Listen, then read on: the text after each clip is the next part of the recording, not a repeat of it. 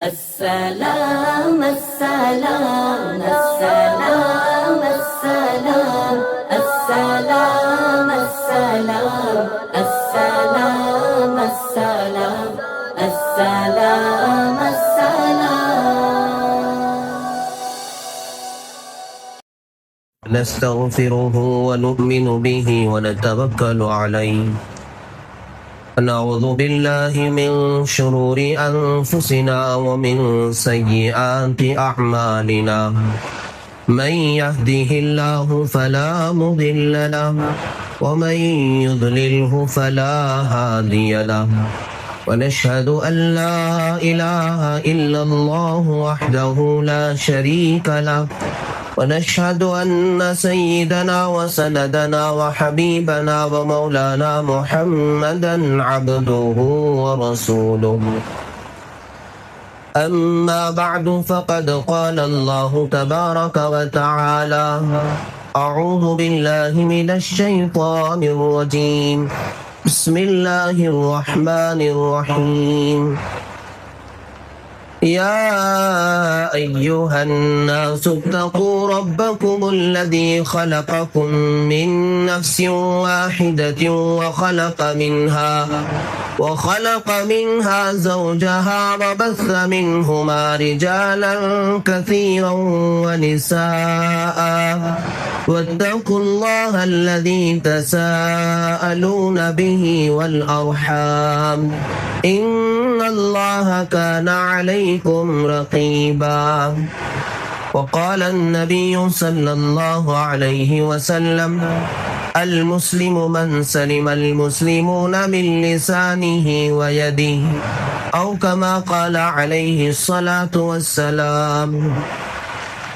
رب اشرح لي صدري ويسر لي أمري واحلل عقدة من لساني يفقه قولي. اللهم صل على سيدنا محمد وعلى آل سيدنا محمد وبارك وسلم. اللهم صل على سيدنا محمد وعلى آل سيدنا محمد وبارك وسلم. اللهم صل على سيدنا محمد وعلى آل سيدنا محمد وبارك وسلم.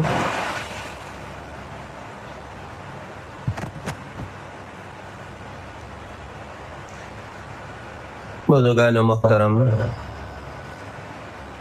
نوجوانان عزیز، گزشتہ جمعہ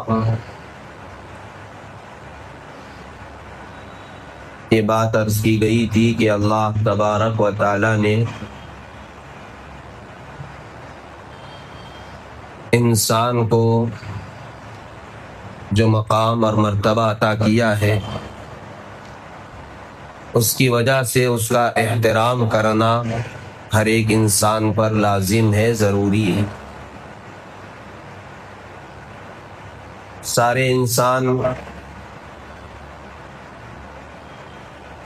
احترام کے لحاظ سے برابر ہیں۔ انسانیت کی بنیاد پر انسانوں کا اکرام کرنا ضروری ہے۔ تقوی کی وجہ سے اللہ تعالیٰ مقام اور مرتبہ اس کا اور بلند کر دیتے ہیں، لیکن انسان ہے، چاہے وہ غیر مسلم بھی ہو، اس کا بھی اکرام کرنا یہ اسلام ہمیں سکھاتا ہے۔ اور کسی انسان کو تکلیف دینا یہ ناجائز ہے، حرام ہے۔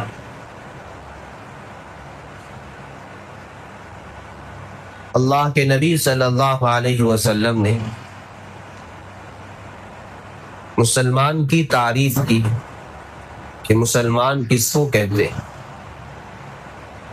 مسلمان کا ڈیفینیشن اللہ کے نبی صلی اللہ علیہ وسلم نے بتایا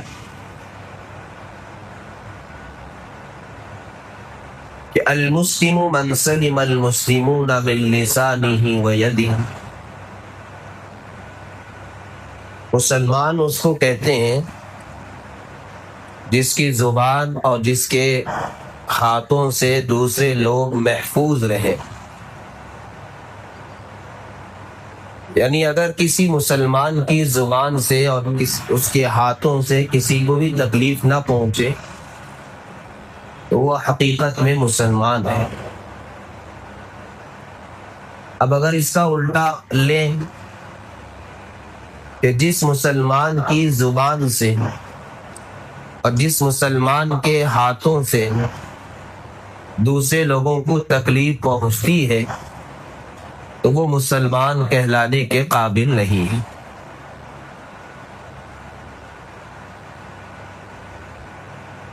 قرآن پاک کی جو آیت ہم نے تلاوت کی سورہ نساء کی پہلی آیت ہے، اس کا ترجمہ اور مختصر تفسیر گزشتہ جمعہ ہم نے پیش کر دیا تھا کہ اللہ تعالیٰ نے سارے انسانوں کو ایک ہی باپ اور ایک ہی ماں سے پیدا کیا ہے، حضرت آدم اور حضرت حوا سے. تو سارے انسان یہ ایک ماں باپ کے بچے ہیں. اور اللہ کے نبی صلی اللہ علیہ وسلم نے حدیث پاک میں ارشاد فرمایا الخلق عیال اللہ، مخلوق جو ہے وہ اللہ کا کنبہ ہے، اللہ کا خاندان ہے. پھر آگے فرمایا اللہ کے نزدیک وہ زیادہ محبوب ہے مخلوق میں جو مخلوق کو نفع زیادہ پہنچانے والا، تکلیف نہ دیتا ہو بلکہ نفع زیادہ پہنچانے والا جو مسلمان ہے وہ اللہ کو زیادہ پسندیدہ ہے. تو ہمارے ذمے یہ لازم ہے کہ ہم ہر انسان کا احترام کریں. اس پر بہت ساری حدیثیں اور کچھ واقعات گزشتہ جمعہ ہم نے آپ کے سامنے عرض کیے تھے. یہاں حدیث میں اللہ کے نبی صلی اللہ علیہ وسلم نے جو ارشاد فرمایا کہ مسلمان وہ ہے جس کی زبان اور جس کے ہاتھوں سے دوسرے لوگ محفوظ رہے، خاص کر مسلمان محفوظ رہے. اس حدیث میں مسلمان کا ذکر اس لیے فرمایا، عام طور پر آپس میں مسلمانوں کا لین دین ہوتا ہے یا مسلمانوں کا رہن سہن ہوتا ہے، ورنہ تو غیر مسلم کو بھی تکلیف دینا جائز نہیں ہے. تو اس حدیث میں اللہ کے نبی صلی اللہ علیہ وسلم نے ہاتھ سے پہلے زبان کا ذکر فرمایا. محدثین نے لکھا ہے اس کی ایک وجہ تو یہ ہے کہ ہاتھ سے تکلیف جو ہے صرف طاقتور آدمی عام طور پر دے سکتا ہے، لیکن زبان سے کمزور انسان کی تکلیف پہنچا سکتا ہے. اسی طریقے سے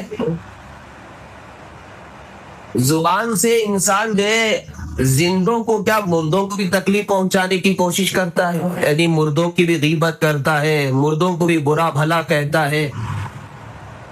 جو پہلے گزر چکے ہیں ان کے اوپر کیچڑ اچھالتا ہے. یہ سب زبان سے ہوتا ہے. اور ہاتھ سے جو تکلیف دی جا سکتی ہے وہ صرف زندوں کو دی جا سکتی ہے. اس لیے حضور صلی اللہ علیہ وسلم نے زبان کا ذکر پہلے فرمایا. تو مسلمان وہ ہے جو کسی کو تکلیف نہ دیتا ہو.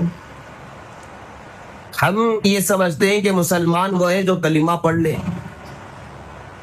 جو مسلمان خاندان میں پیدا ہوا، مسلمان گھرانے میں پیدا ہوا، ماں باپ مسلمان ہیں، دادا دادی نانا نانی سب مسلمان ہیں، اور آئی ڈی کارڈ وغیرہ میں یا جتنے حکومتی جو دستاویزات ہوتے ہیں اس میں مسلم لکھا ہوا ہے. یا اور ذرا نیچے اتر کر مسلمان کی تعریف جو بڑے کا گوشت کھاتا ہو. حالانکہ مسلمان اللہ کے نبی صلی اللہ علیہ وسلم نے جو تعریف فرمائی ہے کہ مسلمان کس کو کہتے ہیں، اس میں خاص طور پر اس کا ذکر فرمایا کہ اس سے کسی کو تکلیف نہ پہنچے۔ اب ذرا ہم اپنا جائزہ لیں، کیا ہماری وجہ سے کسی کو تکلیف پہنچ رہی ہے؟ اپنی ذرا پچھلی زندگی کو دیکھیں، خود سے جائزہ لیں، خود سے حساب لے لیں۔ جسے حضرت عمر فاروق رضی اللہ تعالیٰ عنہ نے فرمایا کہ حاسبوا قبل ان تحاسبوا، تم اپنا حساب لے لو اس سے پہلے کہ تمہارا حساب لیا جائے۔ تو ہمیں پہلے اپنا حساب خود سے لے لینا چاہیے کہ میری وجہ سے کس چیز کو تکلیف پہنچتی ہے۔ سب سے پہلے ہم اپنے گھر کا دیکھیں، اس لیے کہ گھر میں زیادہ رہنا ہوتا ہے، بیوی بچوں سے زیادہ واسطہ پڑتا ہے، تو کیا میں اپنی بیوی کو تکلیف پہنچاتا ہوں یا راحت پہنچانے کی کوشش کرتا ہوں؟ میری وجہ سے میری بیوی پریشان رہتی ہے یا خوش رہتی ہے؟ بیوی اس انتظار میں رہتی ہے کہ کب یہ سفر میں جائے گا، کب یہ گھر سے باہر جائے گا، ذرا سکون کی سانس لے لوں، یا اس بات کے انتظار میں رہتی ہے کہ کب میرا شوہر گھر واپس آئے گا؟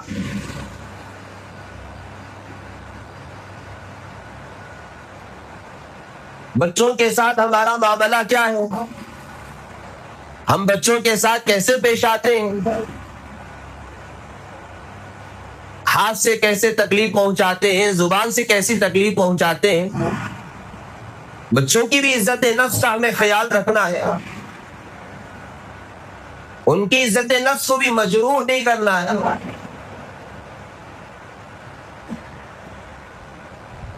بچوں کے ساتھ اسی لیے کہا گیا کہ عزت کے ساتھ بات کیا کرو، چاہے وہ اپنے بچے ہیں، چھوٹے بچے ہیں، بجائے تو کہنے کے آپ کہیے، آرے جارے سے بات کرنے کے بجائے آؤ جاؤ سے بات کیجیے۔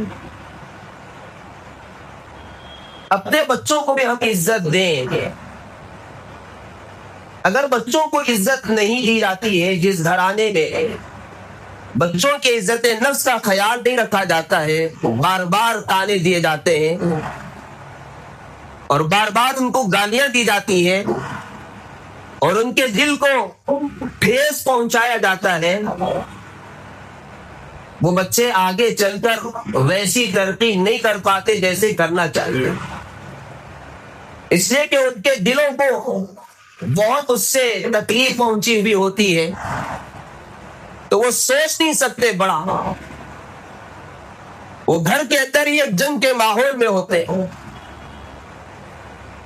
کبھی میاں بیوی کا آپس میں جھگڑا ہو رہا ہے، ماں باپ کا آپس میں جھگڑا ہے، یا کبھی ماں اور بچوں کے درمیان جھگڑا ہے۔ ایک فوجی جنگ کے موقع پر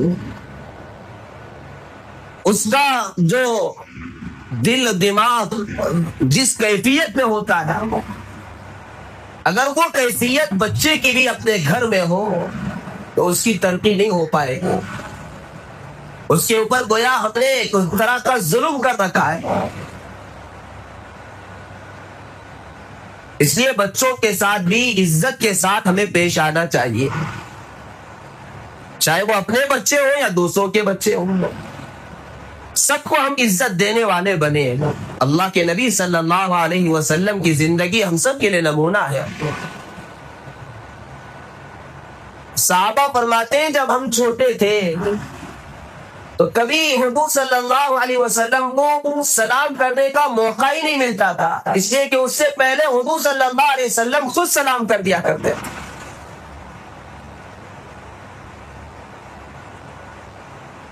اور ہم کیا کرتے ہیں؟ ہم انتظار میں ہوتے ہیں کہ ہمیں آگے والا سلام کرے۔ ہم بہت بڑے آدمی ہیں، ہم کیوں سلام کریں؟ حضور صلی اللہ علیہ وسلم بچوں کو بھی آگے بڑھ کر سلام کیا کرتے تھے اور ان کی عزت نفس کا خیال رکھا کرتے تھے. ان کو ڈانٹ ڈپٹ سے زیادہ کبھی حضور صلی اللہ علیہ وسلم نے کسی بچے کو نہیں مارا. ہاں تربیت کے لیے یہ الگ بات ہے, اجازت دی گئی ہے, لیکن اس کے حدود متعین کیے گئے. ان حدود میں رہتے ہوئے اجازت ہے. لیکن محبوب العلماء حضرت پیر ذوالفقار احمد نقشبندی مجددی رحمت اللہ علیہ فرمایا کرتے تھے, جو بچوں پر لکڑی اٹھاتا ہے گویا وہ اس بات کا اقرار کر رہا ہے کہ میں اس سے ہار چکا ہوں, میں اسے سمجھانے سے قاصر آ چکا ہوں, اب لکڑی ہی سے مسئلہ حل ہوگا. تو ہمیں ہمیشہ اس بات کا خیال رکھنا چاہیے کہ بچوں کی عزت نفس کا خیال رکھیں, ان کی عزت کو مجروح نہ کریں. جیسے گزشتہ جمعہ یہ بات تفصیل سے آئی کہ کسی کی عزت کو اچھالنا اور کسی کی بے عزتی کرنا یہ حرام قرار دیا گیا ہے, اور اس پر سخت وعیدیں آئی ہیں. تو یہی چیز بچوں کے سلسلے میں بھی ہے, بچوں کی بھی ایک عزت نفس ہے, تو اس کا بھی ہمیں ہمیشہ خیال رکھنا چاہیے. اس لحاظ سے کوشش کریں کہ کسی بچے کو بجائے تو سے مخاطب ہونے کے آپ کہا کر, بیٹا آپ نے کھا لیا, آپ نے کیوں ایسا کیا. آپ دیکھیں گے کہ بچے بھی آپ کی ایک بات کی عزت رکھیں گے, خیال رکھیں گے. بعض مرتبہ مسجدوں میں بچے آ جاتے ہیں, اللہ کے حکم اللہ کے نبی صلی اللہ علیہ وسلم نے یہ دیا ہے کہ بچوں سے اور دیوانوں سے مسجدوں کی حفاظت کرو. تو جو بچے بالکل ناسمجھ ہیں ان بچوں کو تو مسجد میں نہیں لانا چاہیے. ہاں جو بچے سمجھدار ہیں, شور شرابہ نہیں کرتے, اگرچہ کے بالغ نہیں ہوئے ہیں, اور ان بچوں کی تربیت کے لیے باپ اپنے بچے کو مسجد میں لے کر آ رہا ہے,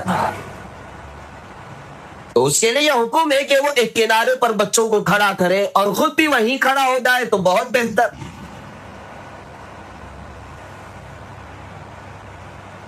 بچوں کے لیے پیچھے کی صف ہے تو وہاں ان کو کھڑا کرے, اور اگر بچے آ گئے اور مسجد میں شور شرابہ کر رہے ہیں تو ان کو بھی پیار محبت کے ساتھ سمجھانا چاہیے, ان کو بہت سختی کے ساتھ پیش آ جانا, ان کے ساتھ مار پیٹ کر لینا, ہو سکتا ہے اس کی وجہ سے اس کے دل میں مسجد کی نفرت بیٹھ جائے, اور پھر بڑا ہونے کے بعد کہ وہ مسجد کا رخ نہ کرے.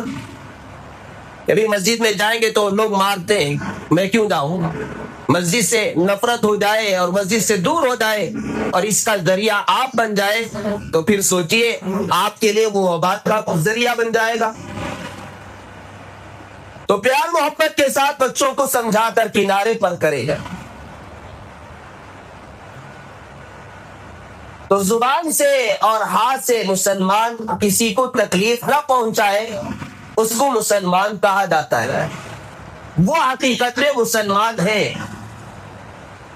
تو ہمیں اپنا جائزہ لینا چاہیے کہ میری وجہ سے کسی کو تکلیف ہی تو نہیں ہو رہی ہے.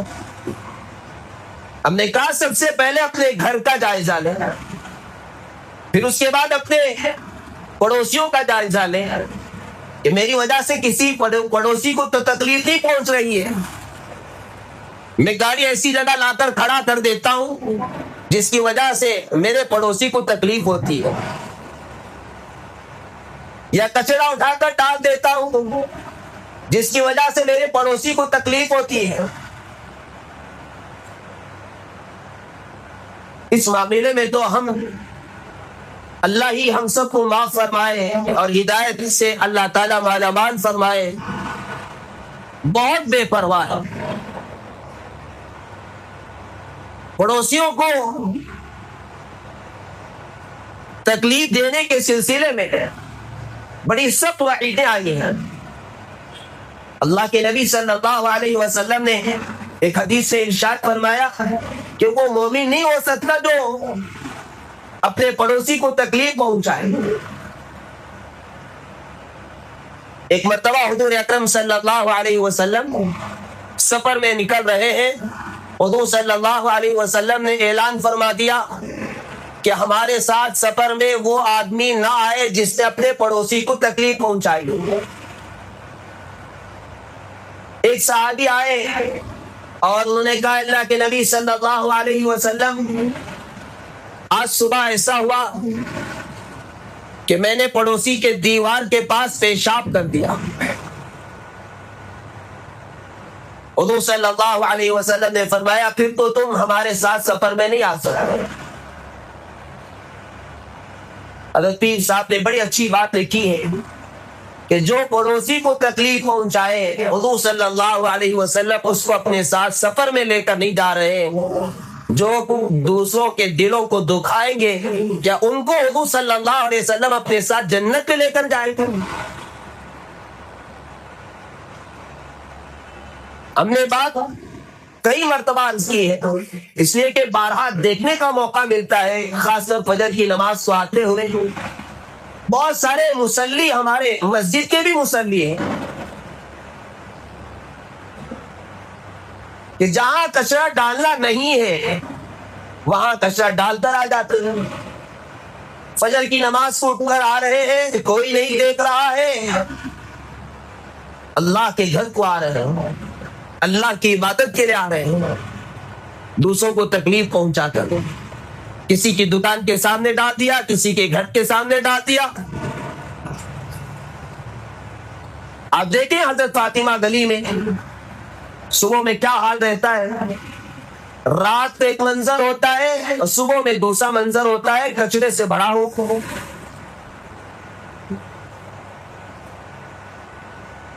جبکہ گاڑی آتی ہوگی بی بی ایم پی سے کچرا لے کر جانے کے لیے، ہمارے اندر سستی آ گئی ہے کہ جب آئے اس وقت ڈالنے کے لیے ہم تیار نہیں ہیں، ہم جب جا رہے اس وقت ہمیں ڈالنا ہے. میرے بھائیوں، میرے بزرگوں کو ہم سوچیں کہ کیا ہمارے اس عمل کی وجہ سے کہیں ایسا نہ ہو کہ ہماری نمازیں بھی قبول ہو یا نہ ہو. دوسروں کو تکلیف پہ ڈال کر ہم اللہ کو راضی کرنے کے لیے آ رہے ہیں. اللہ اس وقت تک راضی نہیں ہوں گے جب تک کہ ہم مخلوق کو تکلیف سے محفوظ رکھیں، کسی کو تکلیف نہ دیں. پارکنگ کے سلسلے میں بھی ہم نے بارہا عرض کیا، گاڑیاں جب بھی کھڑی کرے تو ایسی جگہ ہمیں گاڑی روکنا چاہیے، گاڑی کھڑی کرنی چاہیے کہ کسی کو ہماری وجہ سے تکلیف نہ ہو. ہم کھڑا کر آ گئے، اب ہم سے پہلے جو آدمی کھڑایا ہے، کار کھڑایا ہے، آٹو کھڑایا ہے، کچھ بھی کھڑایا ہے، اب اس کو نکالنا ہے. ہم نے سامنے گاڑی کھڑی کر دی ہے، اب وہ انتظار کرے گا، دل ہی دل میں گالیاں دے گا.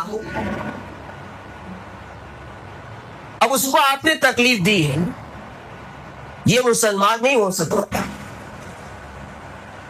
یہ آپ نے ہاتھ سے اس کو تکلیف پہنچائی ہے. تو ہمیں اس کا خیال رکھنا چاہیے کہ ہماری وجہ سے کسی کو تکلیف نہ ہو. اب شریعت کے مسائل دیکھیں کتنا اس کا خیال رکھا گیا کہ کسی کو ہماری وجہ سے تکلیف نہ ہو. حکم دیا گیا کہ اگر کوئی نمازی آدمی ہے لیکن ایسی بیماری میں مبتلا ہو چکا ہے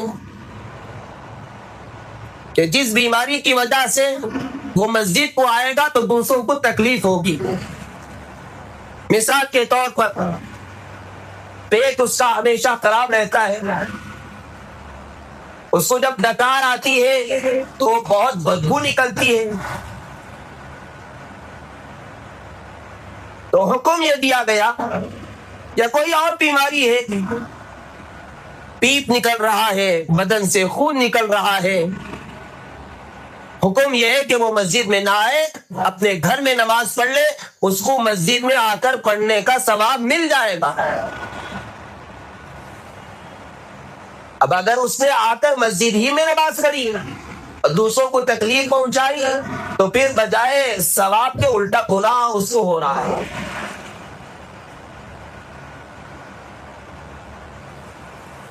اسی طرح بہت سارے لوگ میکینک ہوتے ہیں یا کوئی اور کام کرنے والے ہیں, مچھلی کے بیپاری ہیں. اب جو کپڑا وہ پہنے ہوئے ہیں اس کپڑے میں ڈیزل کی بات ہے یا مچھلی وغیرہ کی بو ہے, پہلے تو حکم یہ ہے کہ آپ کپڑے بدل کر آیا کریں, کسی کو آپ کی وجہ سے تکلیف نہ ہو, اور آپ کو ایسا موقع ہی نہیں ہے کہ کپڑے بدل سکتے ہیں, تو پھر حکم یہ ہے کہ جہاں ہے وہیں نماز پڑھ لیں, مسجد میں نہ آئے. اپنی دکانی میں نماز پڑھ لیں, اپنے اسی کارخانے میں نماز پڑھ لیں, فیکٹری میں نماز پڑھ لیں, اس لیے کہ آپ مسجد میں آئیں گے دوسروں کو تکلیف ہوگی اور بجائے ثواب کے الٹا آپ کو گناہ ہوگا.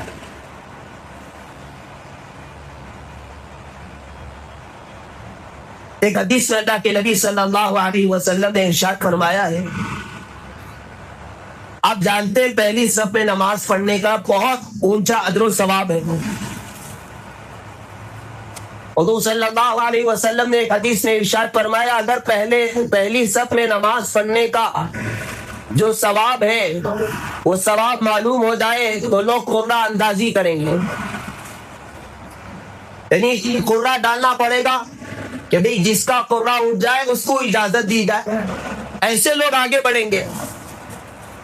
اتنا اونچا اجر و ثواب ہے پہلی صف میں نماز پڑھنے کا. حضور صلی اللہ علیہ وسلم نے بہت دعائیں دی ہیں پہلی صف والوں کے لیے. لیکن اگر آپ ایسے وقت میں آئے کہ پہلی صف میں جگہ ہے لیکن دوسری تیسری چوتھی صف بھی لوگ بیٹھے ہوئے ہیں, آپ نے دیکھا کہ پہلی صف میں جگہ ہے لیکن میں پہلی صف میں جاؤں گا تو اب سب کے گردنوں کو پھلانگ کر آگے بڑھنا پڑے گا, لوگوں کو تکلیف ہوگی.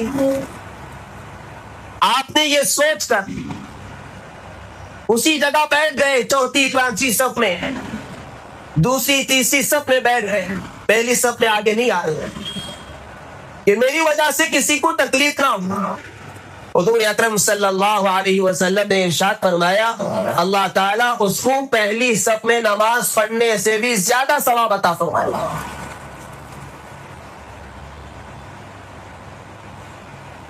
جمعہ کے موقع پر تو اس سے پہلے بھی ہم نے یہ بات کہی ہے, عام طور پر جو 1:30 بجے کے بعد آتے ہیں وہی لوگ یہ کرتے ہیں, ایک تو تاخیر سے آتے ہیں اور پھر جو ہے لوگوں کی گردنوں کو پھلانگ کر آگے بڑھتے ہیں. حضور صلی اللہ علیہ وسلم نے اس پر سب وعیدیں بیان فرمائے. آپ نے فرمایا اس کو جہنم کا پل بنایا جائے گا. جو لوگوں کی گردنوں کو پھلانگ کر آگے بڑھتے ہیں, لوگوں کو تکلیف پہنچاتے ہیں, اس کی وجہ بھی علماء نے یہی لکھی ہے کہ ایذائے مسلم ہے, مسلمان کو تکلیف پہنچانا ہے. یہ مسلمان کو تکلیف پہنچانا حرام ہے. اور ایک حدیث سن لیجئے, حضور صلی اللہ علیہ وسلم نے ارشاد فرمایا کہ جو جمعہ کی نماز پڑھے اس طرح پڑھے کہ کسی کو تکلیف اس نے نہ دی ہو،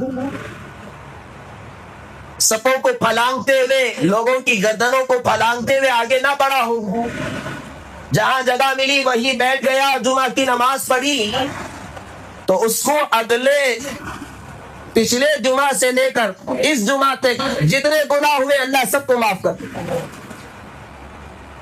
شرط یہ ہے کہ کسی کو تکلیف نہ دی ہو۔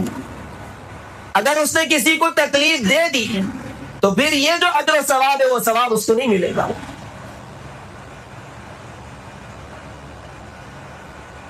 اس لیے ہمیشہ اس کا خیال رکھیں ہماری وجہ سے کسی کو تکلیف نہ ہو۔ حضور اکرم صلی اللہ علیہ وسلم نے ارشاد فرمایا پیاز لہسن کھا کر مسجد کے قریب نہ آئے، مسجد میں نہ آئے۔ کیوں؟ اس لیے کہ پیاز لہسن اگر کچی کھائی جائے تو اس میں طرح کی بو ہوتی ہے، اس بو سے لوگوں کو تکلیف پہنچے گی۔ تو حضور صلی اللہ علیہ وسلم نے فرمایا کہ مسجد میں آنا ہے تو دانت وغیرہ صاف کر کے، منہ وغیرہ صاف کر کے آئے۔ اب جو لوگ بیڑی سگریٹ پیتے ہیں یا گٹکا وغیرہ کھاتے ہیں، تمباکو وغیرہ کھاتے ہیں، وہ مسجد میں آئے تو بالکل منہ صاف کر کے آیا کریں، ہمیشہ اپنے ساتھ مسواک رکھیں، اچھی طرح منہ صاف کریں، آپ کی وجہ سے بازو والے کو تکلیف نہ ہو، اس کا خیال رکھیں۔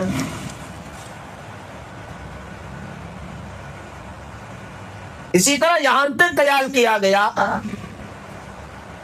کہ ایک آدمی نماز پڑھ رہا ہے تو اس کے قریب میں قرآن پاک کی تلاوت زور سے نہیں کرنا ہے۔ آپ دیکھیں کتنا شریعت اس بات کا خیال کر رہی ہے اور حکم دے رہی ہے کہ ہماری وجہ سے کسی کو تکلیف نہ ہو۔ بعض حضرات نماز میں بھی زور سے ذرا پڑھتے ہیں، سجدے میں گئے سبحان ربی الاعلیٰ زور سے پڑھتے ہیں، حالانکہ آہستہ پڑھنا ہے۔ اب آپ کی وجہ سے بازو والے کو تکلیف ہو رہی ہے، بالکل آہستہ پڑھیں۔ جب ذکر اور قرآن کی تلاوت آہستہ کرنے کا حکم ہے تو بات چیت کرنے کا کیا حکم ہے آپ کو سمجھ سکتے ہیں، یہ کتنا بڑا گناہ ہوگا۔ پیچھے نماز پڑھ رہے ہوتے ہیں، اگلے والے سب میں لوگ جو ہے آپس میں باتیں کر رہے ہیں، یہ عطر دے رہا ہے اس کو لگانے کے لیے، یہ ہاتھ ادھر بڑھا رہا ہے۔ میرے بھائیوں، میرے بزرگوں، یہ سب جو ہے تکلیف پہنچانے کا باعث ہے۔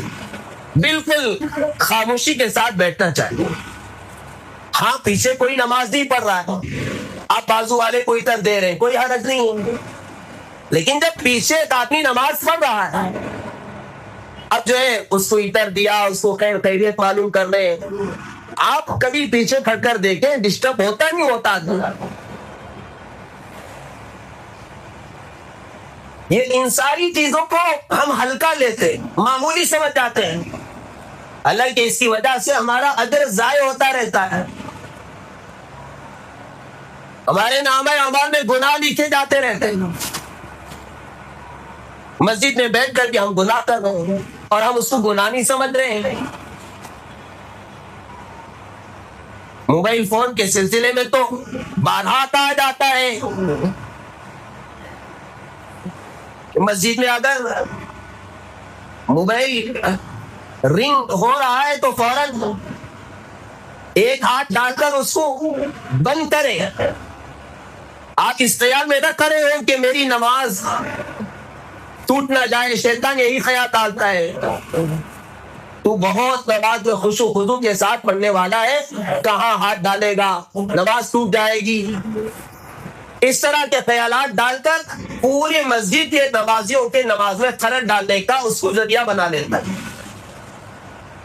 اس لیے فوراً حکم ہے ایک ہاتھ استعمال کریں، اپنے موبائل کو آف کر دیں۔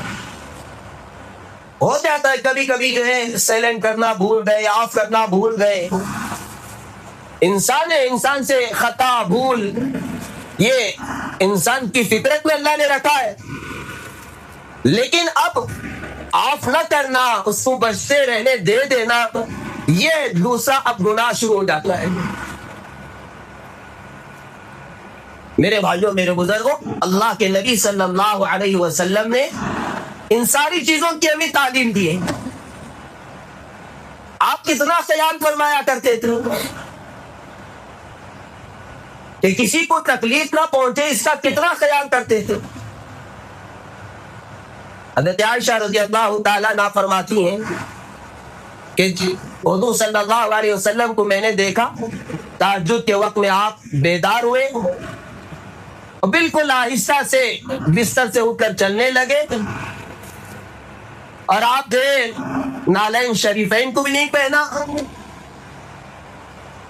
تو حضرت عائشہ رضی اللہ تعالیٰ عنہ بیدار ہو گئی، آپ نے دیکھا تو حضور صلی اللہ علیہ وسلم کو پوچھا، اللہ کے نبی صلی اللہ علیہ وسلم کیا بات ہوئی؟ حضور صلی اللہ علیہ وسلم نے فرمایا، عائشہ میں اس لیے اتنا آہستہ کام کر رہا ہوں، تم سو رہی ہو، کہیں تمہارے نیند میں خلل نہ پڑ جائے، تمہیں تکلیف نہ ہو جائے، اس لیے میں نے اتنا آہستہ کام کیا ہے۔ اپنی بیوی کا اپنے گھر میں حضور صلی اللہ علیہ وسلم کا یہ عمل ہے۔ اس لیے ہم نے پہلے کہا، سب سے پہلے جائزہ لیں اپنے گھر کا کہ میں اپنے گھر میں کیسے رہتا ہوں، میں خود اپنا جائزہ لوں، آپ اپنا جائزہ لیں۔ گھر میں ہم پہنچتے ہیں تو کس طرح پہنچتے ہیں، دروازے پر بیل کرتے ہیں تو کس طرح کرتے ہیں، تھوڑی تاخیر ہو جائے تو ہنگامہ برپا کر دیتے ہیں۔ ہو سکتا ہے بیچاری وہ حمام میں ہو، نماز میں ہو، یا کوئی اور کام میں ہو، یا نیند لگ گئی ہو، اب اتنا زور سے بیل مار رہے ہیں، دروازے کو مار رہے ہیں، ایسا لگے کہ حضرت اسرائیل آ چکے ہیں۔ اس کا ہمیں خیال رکھنا چاہیے۔ گلی سے گزرتے ہیں رات کے وقت میں ہارن نہیں مارنا چاہیے۔ بہت سارے لوگ سو رہے ہیں، اس وقت آپ ہارن زور سے مارتے ہوئے جا رہے ہیں تاکہ پورے گلی کو معلوم ہو جائے کہ فلاں روکدار آ چکا ہے۔ اب گاڑی کھڑی کر رہے ہیں، گیٹ اتنا زور سے کھول رہے ہیں، یہ سب ہم کرتے ہیں میرے بھائیوں میرے بزرگوں، اس کو ہم گناہ نہیں سمجھتے۔ حضرت ابوبکر رضی اللہ تعالیٰ عنہ کا دور ہے، اس سے پہلے بھی ہم نے یہ واقعہ سنایا ہے۔ آپ نے اپنے دور میں، اپنے دور خلافت میں ایک لیسٹ تیار کی پورے محلے کی کہ کون کون بیوہ ہے، کون یتیم ہے، کون ہینڈی کیپ ہے، بوڑھے ہیں، سینئر سٹیزن ہیں۔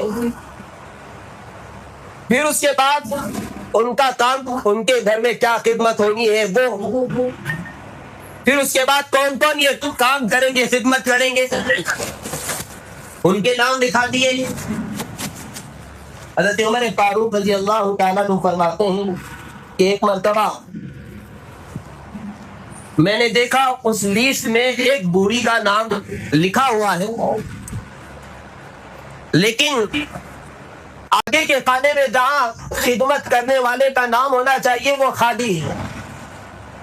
حضرت عمر رضی اللہ تعالیٰ نے سوچا کہ میں کروں جا کر خدمت، چنانچہ فجر کی نماز ادا کی اور سیدھے ایڈریس لے کر اس کے گھر پہنچ گئے۔ بوڑھی عورت کے دروازے پر دستک دی اور کہا کہ خدمت کے لیے خادم آیا ہے، بتائیں کیا خدمت ہے۔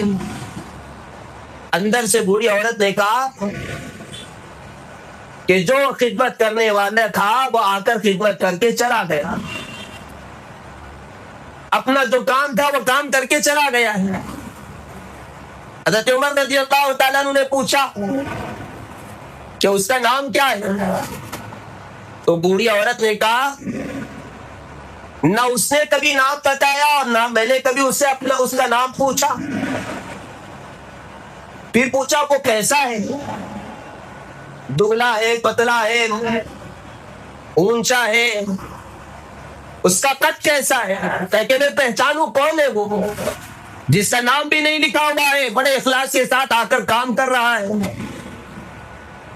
بوڑھی عورت نے کہا کہ جب بھی آتا ہے دروازے پر دستک دے کر کہتا ہے اما جان خادم آ چکا ہے, آپ اندر چلی جائے, تو میں پردے میں چلی جاتی ہوں. کام کرنے کے بعد کہتا ہے کہ اب پردہ ختم ہو گیا, یہ کہہ کر چلا جاتا ہے. کبھی میں نے اس کو دیکھا تک نہیں, تو میں کیسے بتاؤں وہ کیسا ہے. حضرت عمر رضی اللہ تعالیٰ نے سوچا کہ واقعتاً بڑا مخلص آدمی ہے, کل جو ہے میں فجر کی نماز سے پہلے ہی آ جاؤں, تہجد کے وقت میں آ جاؤں گا, دیکھوں گا, یا نہیں تو میں گھر کے خدمت چلا جاؤں گا. یہ سوچ کر وہ تہجد کے وقت میں اس بوڑھی عورت کے گھر پہنچی. ہمارے لیے بہت عبرت کا یہ واقعہ ہے, بہت اہم, اس میں ہم سب کے لیے سبق ہے. ہم کوئی بھی کام کرتے ہیں, نیکی کر دریا میں ڈال, اور ہمارا مزاج ہے نیکی کر اخبار میں ڈالنا, موبائل میں اسٹیٹس میں رکھ. جو بھی نیکی کریں گے, چھوٹا کام بھی کریں گے, پورا گروپ بن کر کھڑا ہو جاتا ہے فوٹو کو. بہت ہمیں چڑ آتی ہے اس سے. تو اللہ کے لیے کر دیں, اللہ تعالیٰ کام جب تک لینا چاہے گا لے گا. مختلف بہانے بھی لوگ کھولتے ہیں کہ نہیں حضرت یہ رہنا ہے, بعد میں دکھانے کے لیے ڈاکیومنٹس ہونا ہے, پتہ نہیں کیا کیا. بھئی کس کو دکھائیں گے, کس سے ہمیں اجر لینا ہے؟ اللہ ہی سے تو اجر لینا ہے. اور اللہ کا جو کیمرہ ہے وہ سارا پکڑ رہا ہے ہمارا, کل قیامت میں وہ چلا جائے گا. تو خاموشی کے ساتھ خدمت کیا کرے, کسی کو پتہ نہ چل جائے. حضرت عمر فاروق رضی اللہ تعالیٰ تہجد کے وقت پہنچ گئے, پوچھا کہ آج خدمت کے لیے بندہ حاضر ہے, بتائیے کیا خدمت ہے. اندر سے بوڑھی عورت نے کہا کہ نہیں, جو خدمت کرنے کے لیے آتا ہے وہ آ کر خدمت کر کے چلا گیا. اور خدمت بھی کیا ہے, پانی بھرنا, کنویں سے پانی نکال کر گھر میں برتنوں میں پانی بھرنا ہے, جھاڑو لگانا ہے, اور برتن صاف کرنا ہے. یہ خدمت ہے. حضرت عمر رضی اللہ تعالیٰ عنہ, وہ بھی حضرت عمر, انہوں نے طے کر لیا کہ کل جو ہے میں عشاء کے بعد ہی آ جاؤں گا اور دیکھوں گا آخر ہے کون یہ. حضرت عمر رضی اللہ تعالیٰ عشاء کی نماز پڑھی اور خاموشی سے اس بوڑھی عورت کے گھر کے قریب چھپ کر کھڑے ہو گئے, دیکھیں گے کون ہے. حضرت ابوبکر رضی اللہ تعالیٰ عنہ تشریف لائے, آگے سے آہستہ آہستہ تشریف لا رہے ہیں. حضرت عمر رضی اللہ تعالیٰ عنہ دیکھ رہے ہیں کہ کوئی آ رہے ہیں, بالکل آہستہ آہستہ خاموشی کے ساتھ آ رہے ہیں. حضرت عمر رضی اللہ تعالیٰ نے پوچھا من انتا, کون ہو, اندھیرا ہے. تو آگے سے جواب دیا میں ابوبکر امیر المؤمنین, وقت کے, ملک کے وزیر اعظم کہیے, صدر کہیے, ایسی شخصیت, اور ایک بوڑھی عورت کے گھر کے کام کرنے کے لیے رات میں جا کر رہے ہیں. حضرت عمر رضی اللہ عنہ دیکھا اور کہا کہ امیر المومنین آپ, اور آپ نے اپنا نام بھی وہاں نہیں لکھا. پھر دیکھا کہ پیر میں جوتے چپل بھی نہیں ہیں. پوچھا اے امیر المومنین کیا آپ کے پاس جوتے چپل نہیں ہیں, یا آپ نے گھر میں چھوڑ دیے, کیا بات ہو؟ میں نے یہ جو واقعہ سنایا اسی بات کو نقل کرنے کے لیے, اسی بات کو عرض کرنے کے لیے. حضرت ابوبکر رضی اللہ تعالیٰ اس وقت کہا کہ میرے پاس جوتے چپل ہے, لیکن میں نے اس لیے گھر میں جوتے چپل چھوڑ دیے کہ میرے جوتے چپل پہن کر آنے سے لوگوں کو اس کی آواز سے تکلیف نہ ہو جائے, اس لیے بغیر جوتے چپل کے آ کر خدمت کرتا ہوں. اتنا خیال رکھا کرتا. اب دیکھیں کتنے لوگوں کو تکلیف دیتے ہوئے آگے کے صف میں آ کر بیٹھ گئے. اب وہ ہمارا بیان سنتے نہیں, بیچاروں کو معلوم نہیں ہوتا کہ کتنا بڑا گناہ ہم نے کیا. پہلی صف میں آنے کا شوق ہے، ماشاءاللہ بہت اچھا شوق ہے.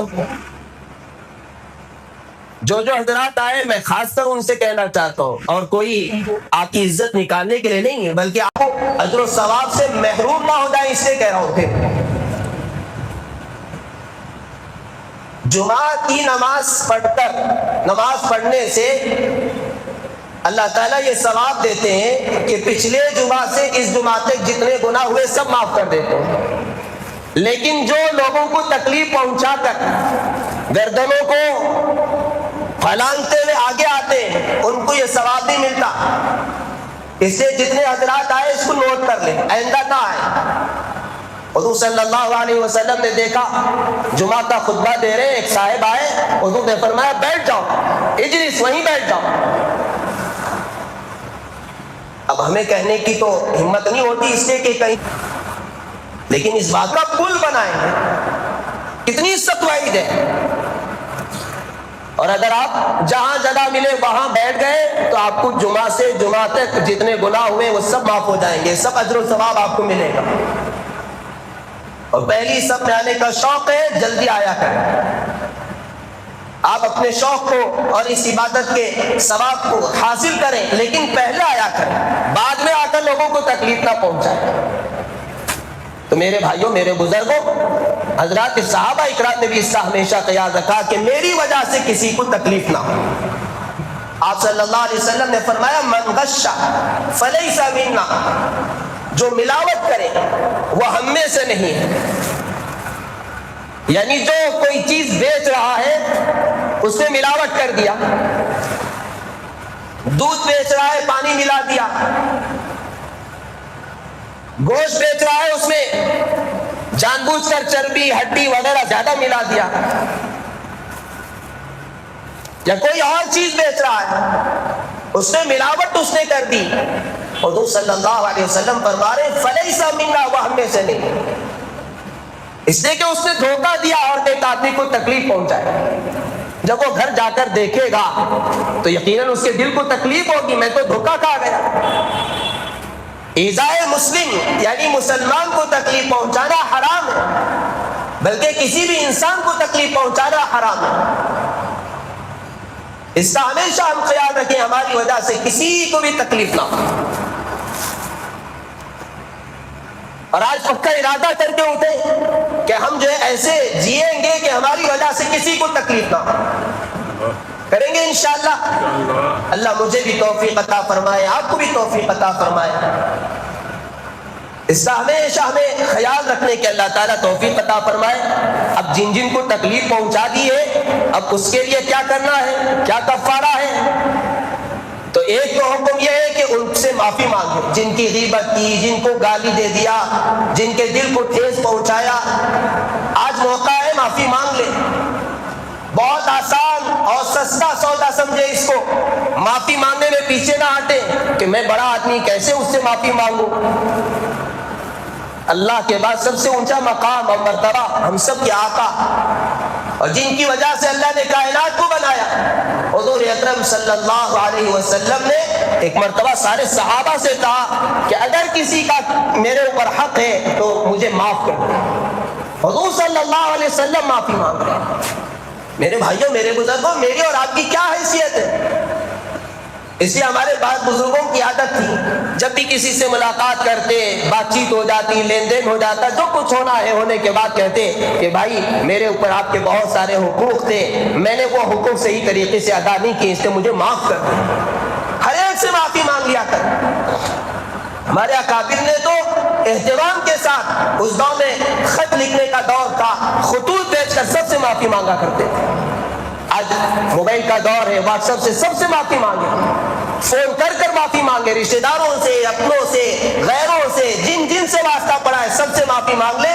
آج بہت آسان ہے، کل قیامت میں یہ بہت مشکل کام ہے. اور دوسرا یہ کہ آئندہ کسی کو تکلیف نہ پہنچانے کے لیے پکا ارادہ کریں، توبہ کریں کہ آئندہ ہم کسی کو تکلیف نہ پہنچائیں گے، ہمارے کسی عمل سے کسی کو تکلیف نہ پہنچے، اس کا ہم خیال رکھیں گے. اللہ مجھے اور آپ سب کو عمل کرنے کی توفیق عطا فرمائے. ایک اعلان یہ کرنا ہے بلکہ آپ حضرات کو بتانا ہے، گزشتہ جمعہ ہم نے یہ بات بتائی کہ ہماری یہ مسجد جو ہے، جو جگہ ہے مسجد کی، یہ بی ڈی اے کی جگہ ہے، بی ڈی اے سے لیز پر لی گئی ہے۔ اب اس پر بہت سارے لوگوں کو ہو سکتا ہے اشکال ہوا ہو، اور کچھ لوگوں نے آ کر بھی کہا الحمدللہ، بلکہ مجھے خود اشکال ہوا۔ ہم کہتے ہیں کہ گھر لیز پر نہ لیں اور مسجد جو ہے لیز پر، یہ کیسے؟ تو یہ مسئلے کی وضاحت بہت ضروری ہے، اس کو سمجھیں۔ پہلے تو ہم یہ سمجھیں کہ جو لیز حرام ہے اس کو سمجھ لیں۔ دارالعلوم دیوبند کا فتویٰ موجود ہے، آپ دیکھ لیں، ہم نے آج بھی اٹھا کر دیکھا اس کو، کہ لیز کا مطلب یہ ہے کہ آپ جو ہے گھر کرائے پر لے رہے ہیں، گھر لے رہے ہیں یا دکان لے رہے ہیں، اور ایک بڑی رقم آپ ان کو دے رہے ہیں۔ میں مثال کے طور پر دکان لے رہا ہوں جناب اکبر شریف صاحب سے، یہ گھر کے مالک ہیں، یہ کہہ رہے ہیں کہ 5 لاکھ روپے دے دو اور گھر میں رہو، 2 سال یا 3 سال کے بعد جب گھر چھوڑیں گے اس وقت 5 لاکھ روپے میں واپس کر دوں گا، اور یہ 5 لاکھ روپے میں اپنے بزنس سے لگا دوں گا۔ یہ ہے لیز کا مطلب، ہم جو عام طور پر سمجھتے ہیں، اور یہ حرام ہے۔ کیوں حرام ہے؟ اس لیے کہ میں نے جو 5 لاکھ روپے اکبر شریف صاحب کو دیے ہیں، یہ بطور قرض کے، یہ قرض ہے، اور قرض پر میں ان کے گھر میں رہ کر اس گھر کا کرایہ مثال کے طور پر 10,000 روپے ہے، تو ہر مہینہ 10,000 کا فائدہ اٹھا رہا۔ جو بھی قرض اس سے نفع اٹھایا جائے وہ سود، یہ حدیث پاک کے اندر موجود ہے۔ اس لیے یہ سودی معاملہ ہے یا حرام والا معاملہ ہے۔ اب دوسری ایک شکل آ چکی ہے، لوگ بہانہ بناتے ہیں۔ اکبر شریف صاحب نے کہا کہ 5 لاکھ روپے گھر کے لیے آپ دے دو، اور مہینہ جو ہے 500 روپے کرائے کے طور پر دے دو، یا 1000 روپے دے دو، حالانکہ اس گھر کا کرایہ 10,000 روپے۔ اب انہوں نے گویا 9,000 روپے کم کر دیے، یہ 9,000 میں سود لے رہا ہوں، یہ بھی حرام ہے۔ آپ باقاعدہ اٹھا کر دیکھ لیں، آن لائن بھی دارالعلوم دیوبند کا فتویٰ موجود ہے، یہ دونوں صورتیں لکھ کر فتویٰ لکھا گیا ہے کہ یہ سودی معاملہ ہے یا حرام ہے، ناجائز ہے۔ اب سمجھیں، مسجد کی جو جگہ بی ڈی اے سے لیز پر لی گئی ہے، یہاں یہ مطلب نہیں ہے۔ یہاں لیز کا مطلب یہ ہے کہ ایک بڑی مدت کے لیے یہ جگہ دی جائے گی، اور ایک مشت ان کو کرائے کے طور پر رقم دے دینا ہے، یہ رقم واپس ہمیں نہیں دی جائے گی۔ 1993 میں بی ڈی اے کی طرف سے یہ جگہ ملی ہے، اور ایک رقم، وہ کتنی رقم تھے وہ تو جو حضرات دیے ہیں وہ جانتے ہیں، ایک بڑی رقم انہوں نے دے دی، اب وہ رقم ہمیں نہیں ملی واپس۔ وہ ہر سال کے طور پر کرائے کے طور پر انہوں نے کٹ کر لیا، ختم ہو گیا، 30 سال کا تھا، اب پھر اگلے 30 سال کے لیے 26,30,000 روپے دیے گئے۔ اب یہ 26,30,000 روپے ایم ایل اے صاحب کو واپس نہیں آئیں گے، یہ ہر سال کے کرائے کے طور پر 30 سال تک کٹ ہو جائیں گے۔ تو یہاں لیز کا مطلب یہ ہے، اس کو لیز کہا جاتا ہے، لیکن حقیقت میں جو لیز حرام ہے وہ لیز نہیں ہے۔ اس سے اطمینان رکھیں، ہو سکتا ہے بہت سارے لوگوں کے دلوں میں خیال آیا ہو مسجد کی جگہ لیز پر ہے، ہماری نمازیں ہوئی یا نہیں ہوئی، اور جو پچھلی کمیٹی تھی انہوں نے اپنے کیوں خریدا نہیں، یہ بھی بات سمجھ لیں۔ اس وقت جو ہے لیز ہی کا معاملہ ہوتا تھا، یعنی کرائے کے طور پر ہی وہ دے سکتے تھے، اور وہ بیچنے کے لیے تیار نہیں تھے بی ڈی اے کی طرف سے، اس طرح کا کوئی آپشن نہیں تھا خریدنے کے لیے۔ اب جا کر غالباً 2024 میں یا اس کے آس پاس میں یہ قانون بنا ہے کہ جگہ جو ہے بیچی بھی جا سکتی ہے، یعنی بی ڈی اے سے ہم یہ جگہ خرید بھی سکتے ہیں۔ تو انشاءاللہ تعالیٰ کوشش کی جا رہی ہے، جیسے ہمارے ایم ایل اے صاحب نے بھی کہا، اور ہمارے پچھلے جو ذمہ دار حضرات تھے انہوں نے بھی الحمدللہ کوشش شروع کر رکھی تھی کہ مسجد کی جگہ ہم خرید لیں، اس کے لیے انہوں نے کوششیں بھی کی الحمدللہ۔ تو انشاءاللہ تعالیٰ دعا بھی کریں کہ اللہ تعالیٰ یہ جگہ مسجد کے لیے خاص ہو جائے، اور اس جگہ کو خرید لی جائے، وہ وقت آئے انشاءاللہ تعالی تو آپ حضرات کے ذہن سے یہ بات صاف ہو جانا چاہیے کہ لیز کا مطلب یہ ہے۔ اللہ تعالی ہم سب کو عمل کرنے کی توفیق عطا فرمائے، اور اللہ تبارک و تعالی ہم سب کو بھی ایسا مسلمان بنائے کہ ہماری وجہ سے کسی کو تکلیف نہ پہنچے۔ پھر میں کہنا چاہتا ہوں جو حضرات تاخیر سے آتے ہیں ان سے پھر دوبارہ عاجزانہ گزارش ہے کہ اگلی صف میں آنے کی کوشش نہ کریں، جہاں جگہ مل جائے وہاں بیٹھ جائیں، اس لیے کہ آپ جہنم کے پل بننے کے لیے تیار ہیں تو آئیں۔ بعد میں آتے ہیں 1:30 بجے، ابھی کچھ لوگ آتے ہیں وہ بھی جو ہے اندر گھسنے کی کوشش کرتے ہیں، یہ بالکل غلط طریقہ ہے۔ لوگوں کو تکلیف پہنچا کر اپنی عبادتوں کو ضائع کیوں کر رہے ہیں؟ تو اس کا ہمیشہ خیال رکھیں کہ ہماری وجہ سے کسی کو تکلیف نہیں ہونی چاہیے، مسجد ہی میں نہیں، کہیں آپ لائن میں کھڑے ہوئے ہیں تو وہاں بھی اس کا خیال رکھنا چاہیے۔